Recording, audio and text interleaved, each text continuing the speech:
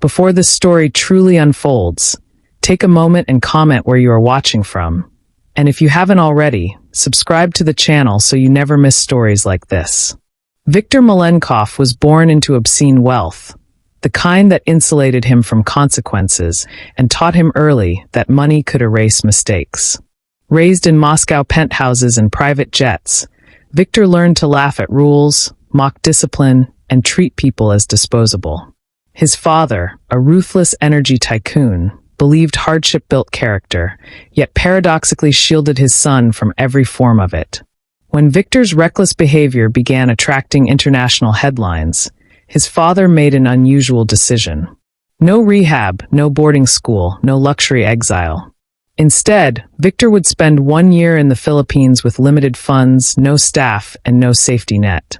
Viktor laughed when he heard it, convinced it would be a vacation disguised as punishment. He believed poverty was temporary, kindness transactional, and struggle something other people endured. What Viktor didn't know was that this year would dismantle every belief he held about power, respect, and identity. And it would begin the moment his money stopped speaking for him entirely. Viktor arrived in Manila carrying designer luggage and unearned confidence, expecting doors to open as they always had. They didn't.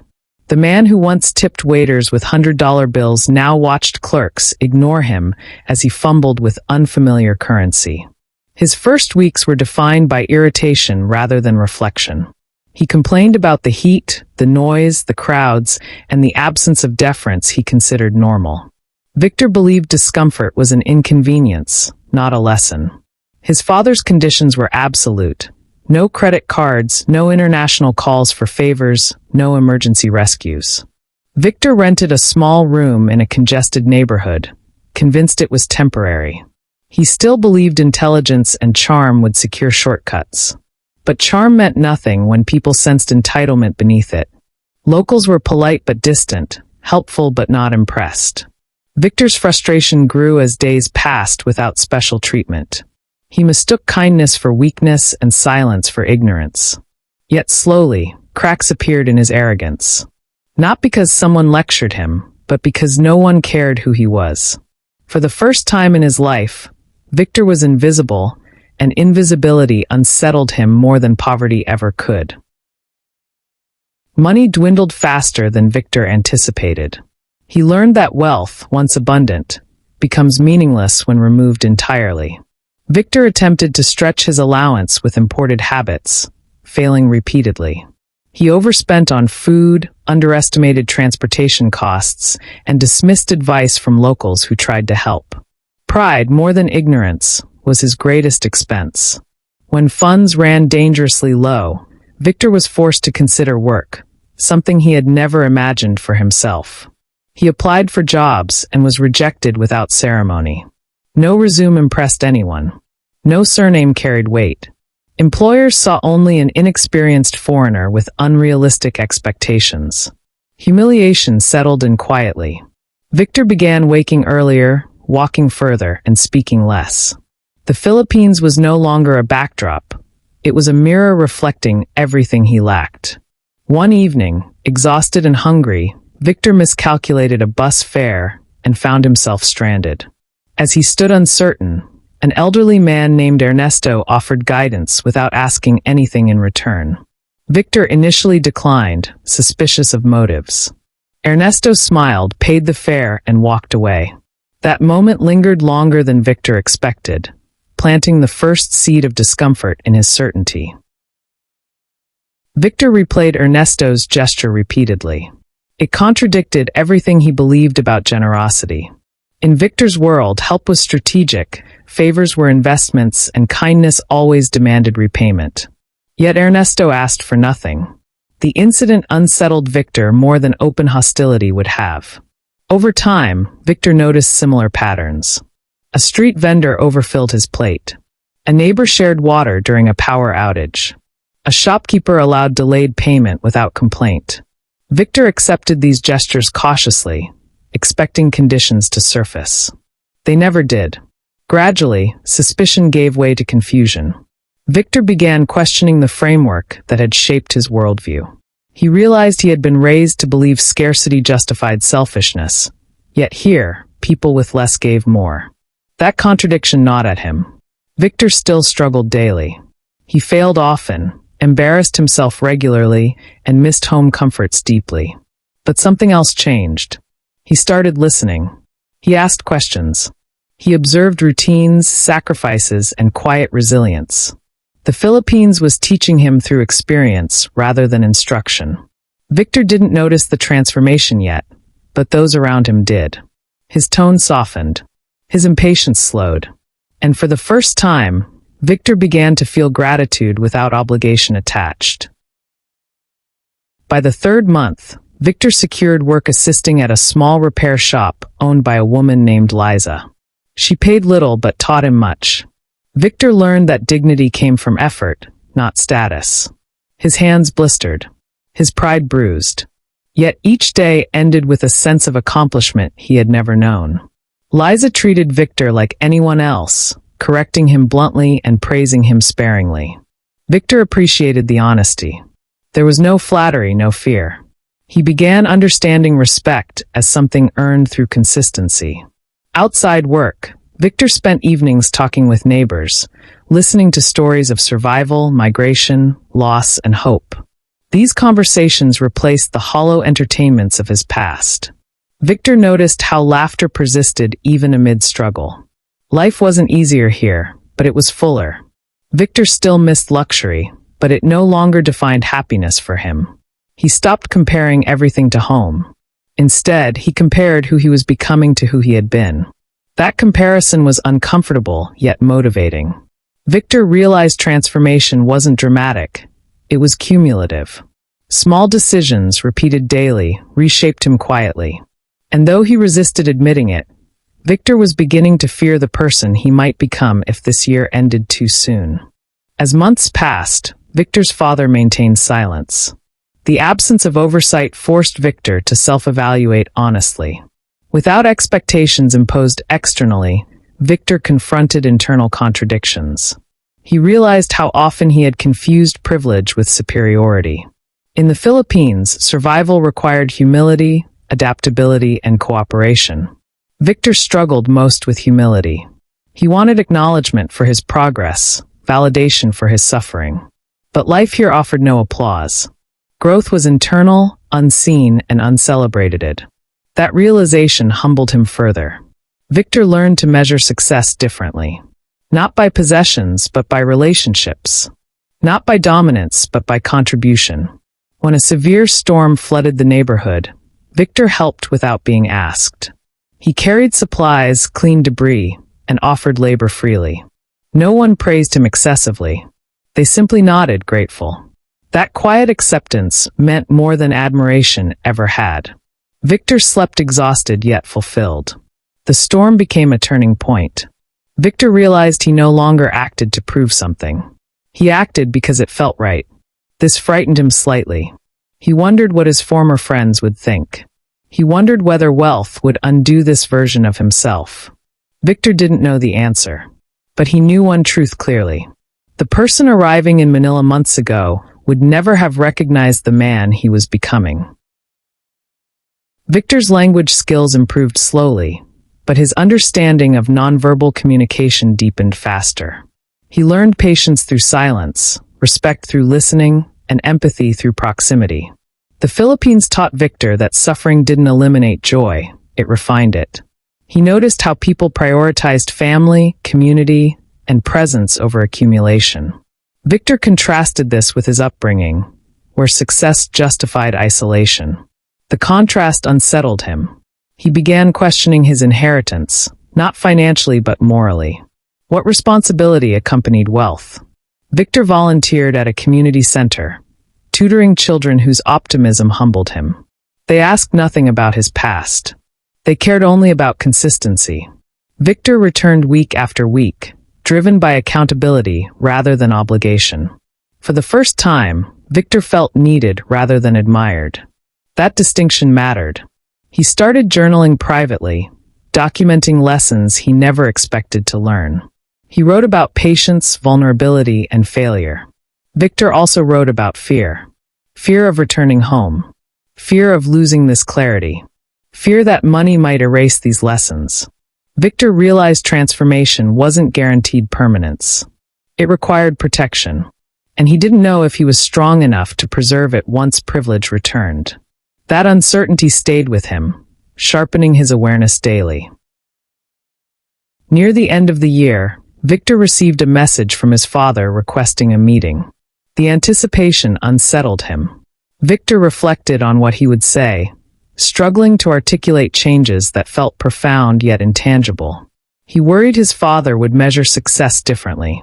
Victor considered whether he should hide parts of himself to meet expectations. That internal conflict revealed how far he had come. Previously, Victor never questioned alignment with power. Now he valued integrity over approval. When the meeting occurred, Victor spoke honestly. He described hardship without dramatization, growth without boasting, and gratitude without sentimentality. His father listened quietly. Victor didn't know whether he was disappointed or impressed. The ambiguity terrified him. Yet Victor felt peace regardless. He had lived this year for himself, not validation. When the year officially ended, Victor faced a decision. He could return immediately to his old life or extend his stay. Victor chose to remain temporarily, transitioning gradually rather than abruptly. He understood now that transformation required reinforcement. Leaving too quickly risked regression. The Philippines had reshaped Victor fundamentally, but permanence required intention. Victor knew his life would never be simple again, but it would be deliberate. And that distinction changed everything. Victor's final months were quieter, more reflective. He spent time revisiting places where his arrogance had first collided with reality. Each location held meaning now, not as memories of failure, but markers of growth. Victor noticed how his reactions differed. Where frustration once dominated, patience emerged. Where entitlement once lived, gratitude settled. Victor realized transformation wasn't about rejecting wealth, but redefining its role. Money was a tool, not identity. He envisioned using resources responsibly, guided by empathy rather than ego. Victor prepared to leave with reluctance rather than relief. He felt rooted unexpectedly. The Philippines had become more than a lesson, it was a reference point. Victor promised himself he would return, not as an observer, but as a contributor. He said quiet goodbyes, avoiding dramatics. He understood that genuine relationships didn't require spectacle. As Victor boarded his flight, he carried no souvenirs of luxury. He carried lessons etched through discomfort, humility, and kindness. He didn't know how the world would receive the person he had become. But he knew one thing clearly. He would never again confuse wealth with worth. That year had taken everything superficial from him. And in doing so, it gave him something far more enduring. Back home, Victor struggled with reintegration. Familiar environments felt foreign. Old acquaintances felt distant. Conversations revolved around acquisitions, dominance, and status. Victor listened politely but no longer participated meaningfully. He noticed impatience where he once thrived. He noticed emptiness where excitement once lived. Victor understood now that awareness was irreversible. He could not unknow what he had learned. Victor began restructuring his responsibilities deliberately. He insisted on transparency, accountability, and ethical considerations previously ignored. Resistance followed. Some admired him quietly. Others mocked him openly. Victor accepted both without reaction. He had learned that approval was optional. Victor visited his father regularly, not seeking validation, but understanding. Over time, their relationship evolved. Respect replaced authority. Dialogue replaced commands. Victor invested in initiatives supporting education and community development in the Philippines, honoring relationships formed there. He avoided publicity. The work wasn't about reputation. It was about responsibility. Victor knew he would always live with privilege. But he no longer let it define his humanity. The year had not transformed Victor into someone else. It had revealed who he could be when stripped of excess. That revelation continued shaping his decisions long after the year ended. Victor often reflected on Ernesto, the man who paid his bus fare months ago. That small act represented everything Victor had misunderstood about power. Ernesto never knew the impact of his gesture. Victor ensured he never would. The lesson mattered more than recognition. Victor carried that philosophy into every interaction. He began mentoring others, not as a benefactor, but as an equal sharing perspective. Victor noticed how humility created trust faster than authority ever had. The Philippines taught him that leadership was service, not dominance. Victor strigol do quejnuli. Old instincts surfaced under pressure, but awareness allowed correction. Victor forgave himself for imperfection. Growth was ongoing, not absolute. He learned to measure progress through intention rather than outcome.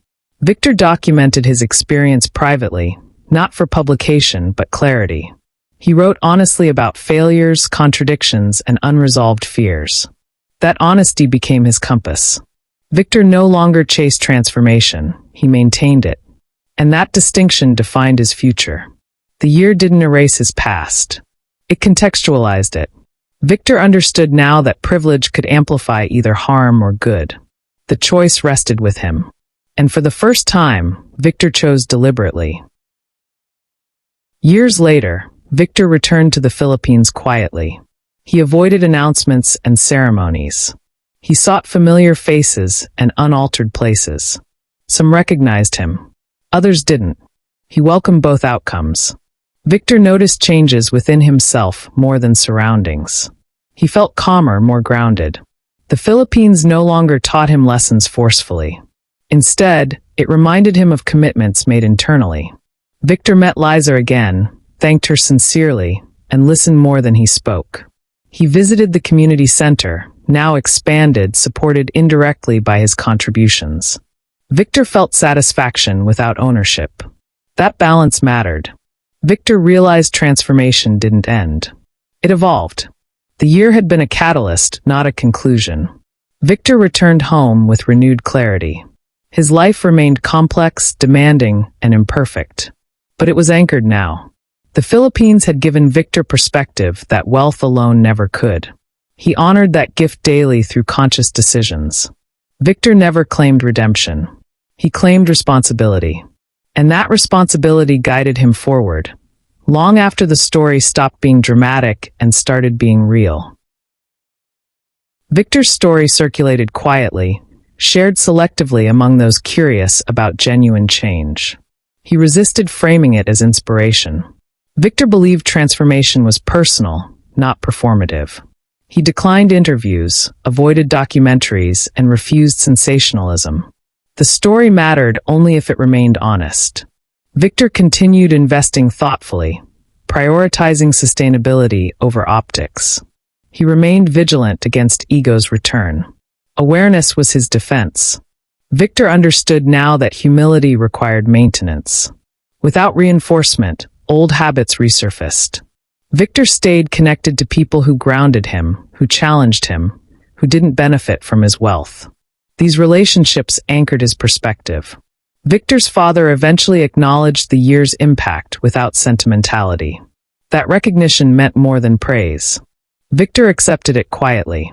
The year in the Philippines became a reference point Victor returned to mentally during difficult decisions. It reminded him of simplicity, community, and shared humanity. Victor's life remained privileged, but it was no longer insulated. And that exposure made all the difference. The transformation wasn't about becoming someone else. It was about becoming accountable. And Victor carried that accountability forward, deliberately and without spectacle. Time softened memories but sharpened lessons. Victor noticed how quickly comfort eroded discipline. He countered it intentionally. Victor structured his life to include challenge, service, and reflection. These elements preserved perspective. Victor encouraged others facing entitlement to experience discomfort responsibly. Not as punishment, but education.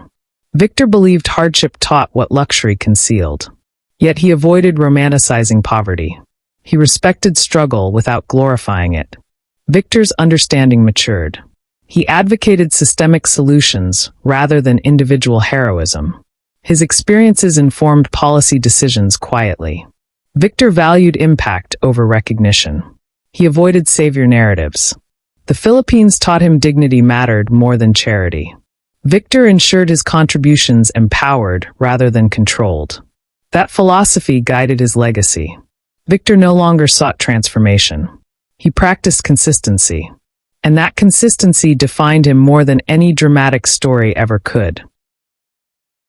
Victor occasionally returned to the private journal he began during his first months in the Philippines, rereading entries filled with frustration, disbelief, and reluctant self-awareness. Those pages reminded him how resistant he had been to change and how slowly humility had taken root. He no longer felt embarrassment reading them. Instead, he felt respect for the discomfort he once endured. Victor understood that transformation had not been a single revelation, but a sequence of small defeats that reshaped his thinking. The boy who once measured worth through dominance had learned restraint through exposure. That realization influenced how Victor led his life afterward. He rejected performative generosity and avoided public praise. Decisions became quieter, more deliberate. Victor noticed how often people mistook silence for weakness, a misunderstanding he once shared. He corrected it patiently. The year in the Philippines had recalibrated his instincts. He no longer rushed to control outcomes. He allowed processes to unfold, trusting effort over authority. Victor learned that humility did not erase ambition. It refined it. That balance became central to his identity. Wealth remained, but urgency faded. Purpose replaced excess. Victor recognized that the year had not ended his struggles. It had simply given him the tools to face them honestly. As Victor grew older, the lessons from that year matured alongside him. Time did not dilute their significance, it sharpened them. He began to see the experience not as punishment or exile, but as an education no institution could replicate. Victor noticed how easily comfort eroded discipline, even in himself. He countered that tendency intentionally, building structure into his life that required accountability. He sought environments where his wealth carried no influence and his opinions carried no privilege. Victor mentored younger professionals without presenting himself as a savior. He shared mistakes more often than successes. He believed honesty accelerated growth faster than inspiration. The Philippines had taught him that exposure, not instruction, created change. Victor applied that principle quietly, creating opportunities rather than narratives. His leadership style shifted permanently. Collaboration replaced command. Listening replaced assumption. He accepted slower progress in exchange for sustainable outcomes. Victor never claimed moral superiority. He claimed responsibility. That distinction mattered to him. The year remained his reference point, guiding decisions when temptation reappeared. Victor understood now that transformation was not preserved by memory alone. It required repetition. And repetition demanded discipline, something he once lacked but now valued deeply. When Victor spoke privately about his year in the Philippines, he avoided framing it as triumph. He emphasized confusion, resistance, and failure instead. He believed people learned more from discomfort than from polished conclusions. Victor never claimed the country changed him magically. He acknowledged that he had been forced to confront himself without insulation. That honesty resonated with those who listened. Victor noticed that many admired the outcome without understanding the cost. He corrected that misunderstanding carefully. Growth required vulnerability, not relocation. The Philippines offered the conditions, but acceptance had been his choice. Victor practiced gratitude deliberately. Not as ritual, but as discipline. Gratitude reminded him that his clarity was earned, not guaranteed. Without awareness, old instincts could return. Victor protected that awareness fiercely. He surrounded himself with people who challenged him rather than benefited from him. He valued criticism over praise. Victor recognized how rare that environment was and worked to preserve it. The year had not erased privilege, but it had stripped illusion. Victor carried that clarity forward, applying it daily in decisions large and small. The transformation did not make him exceptional. It made him accountable.